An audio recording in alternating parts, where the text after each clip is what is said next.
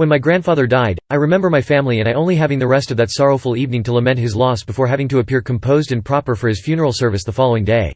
I'm still not entirely sure how we managed it, but we did. I could say the same about any number of circumstances that have occurred throughout my life. You must chin up and carry onwards, dear Victoria, my dad would always say. The sorrows of life will not wait for you.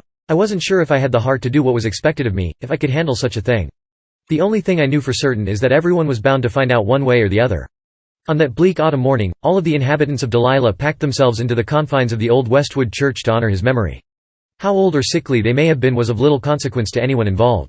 The news of his death traveled swiftly, and they were all drawn to the service to pay their respects, as was tradition in the old mining town. Tradition was important there. It was everything. Standing room only wasn't an adequate enough expression to really justify it. Those people were literally crammed in that dilapidated church, sitting shoulder to shoulder like sardines in a can. There was barely enough room for the 4 rows of wooden pews. Their red velvet-lined seats were completely obfuscated by the mass of black-garbed mourners. Dressed in our Sunday finest, my dad, my brother and I were corralled up at the front of the church next to the gleaming oak coffin. Across the room from us on a raised partition sat a worn oak pulpit. We were completely trapped in our positions, unable to get away for even the briefest of moments, not even to get to the bathroom because of the sheer wall of bodies. It really made the experience all the more delightful. The creak of the old wobbly ceiling fan echoed throughout the church, which was as silent as the grave, save for the various coughs and quiet groans from the ancient wooden floor as it shifted beneath the weight of the mourners. I kept looking around, anywhere and everywhere except for inside of that coffin. I'm not entirely sure why, but there was something just so wrong to me about how Grandpa Cliff looked in there. He was so rigid, so very pale. Even his hands, which were clasped around the small silver dagger resting on his chest, looked as if they were unnaturally contorted into that position. It genuinely looked as if they were made of some kind of wax instead of flesh and bone. The small smile the mortician saw fit to add to his lips after stitching them shut was just the cherry on top of the uncanny sundae. Little Griffin's eyes were darting around everywhere as well, though his head was focused straight ahead. I couldn't help but find a small amount of solace in the fact that at least it wasn't just me who felt uncomfortable. I kept shuffling back and forth on my aching feet in a vain attempt to take some of the pressure off of them. High heels were clearly a poor choice, no matter how good they looked with my outfit. Looking back on it, it wasn't really worth the discomfort. To be completely honest, my dad didn't seem that much more comfortable than I was. The small vein that always seemed to raise up in the recesses of his dark hairline whenever he was stressed had already made its appearance, popping up when we'd arrived at the church a few hours earlier. He pursed his lips and sighed quietly to himself as he rocked back and forth on the heels of his dusty dress shoes. Dad's arms were locked by his sides. He honestly looked about as rigid as Grandpa Cliff. The edge of his thumb repeatedly traced the sharp corners from the pack of Camel cigarettes he kept in his front pocket. He flicked his steely gaze towards me and my brother, and his eyes softened somewhat. Maybe he had found that same solace, that sense of schadenfreude with me that I had with Griffin earlier. If that were the case, I wouldn't have minded too much. I would have been happy that he found any sort of consolation at all. It hadn't been the easiest 2 years, especially after Mom died. And there we were, in the same church, in the same spots, listening to the same preacher begin the nearly exact sermon on death and resurrection, while we all refused to acknowledge that dead family member that laid only a few feet away from us.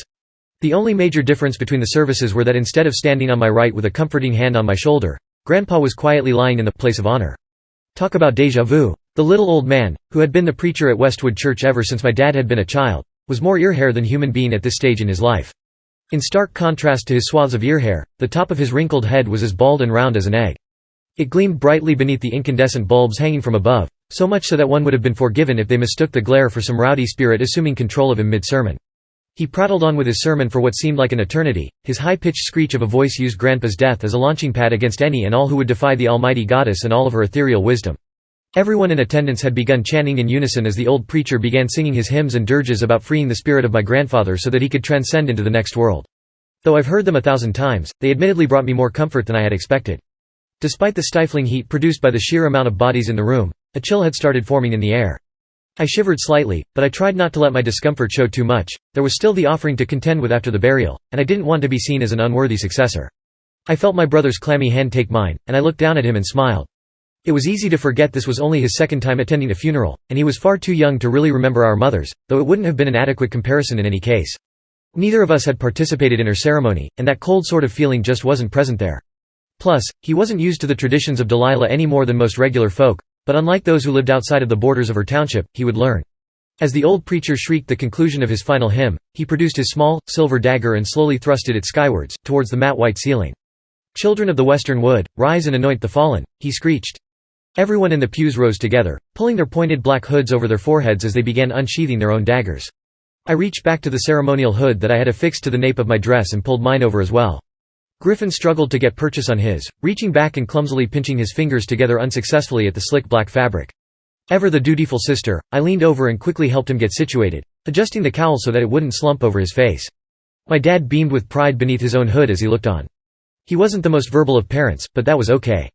It wasn't hard to discern that he really cared. I looked up to him and smiled as we withdrew our silver daggers. It was with his strength that I was finally able to cast aside my somber feelings and really participate in the anointing, as was intended. Dad nodded in approval as Griffin and I descended on Grandpa Cliff's body, our daggers cutting deep so that his soul could be freed from the confines of the dead vessel. Dad's expression barely changed as little flecks of blood splattered across his stoic face. ****, I'm still not sure who was the recipient of Grandpa's soul that day. I have my suspicions, but I try put them out of my mind. It makes it easier to treat everyone in Delilah with respect if there's the possibility that they're now his vessel, testing me, challenging me to do better, to be a better person. So I just appreciate the positive changes that I've noticed with my family, and the change I've felt in myself as well, and I like to think maybe him and my mom had a hand in it. Grandpa would have been so proud of us. I'm so proud of us.